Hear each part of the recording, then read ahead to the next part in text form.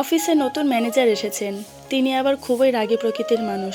Manager প্রথম দিন এসেই দেখলেন অফিসে সবাই সবার কাজ নিয়ে ব্যস্ত, কিন্তু একটা হাদা টাইপের আঁচমার ছেলে শুধু এদিক ওদিক তাকিয়ে ঘুরছে। ব্যাস, ম্যানেজার প্রচণ্ড ক্ষেপে গেলেন। তিনি চিৎকার করে ছেলেটাকে ডেকে বললেন, কত টাকা মাইনে পাও তুমি? তখন ছেলেটি বললেন, 10,000 টাকার মতো পাই স্যার। তখন ম্যানেজার সাহেব পকেট থেকে মানিব্যাগ বের করলেন। সেখান থেকে 10,000 টাকা বের করে ছেলেটাকে দিয়ে বললেন, আর কোনোদিন তোমার মতন ফাঁকিবাজকে আমার অফিসে দেখতে চাই না। এখনই বিদায় হও। কাজের সময় কাজ না করে শুধু ফাঁকি দেওয়া আমার একদম পছন্দ না। আমাকে বোকা ভেবেছো নাকি? যাও এখান থেকে, চলে যাও। তখন ছেলেটা কিছু না বলে টাকা নিয়ে চুপচাপ মাথা নিচু করে চলে গেল।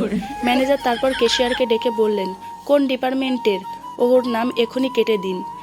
তখন ক্যাশিয়ার মাথা নিচু করে বললেন, ছেলেটা পিৎজা ডেলিভারি দিতে এসেছিল।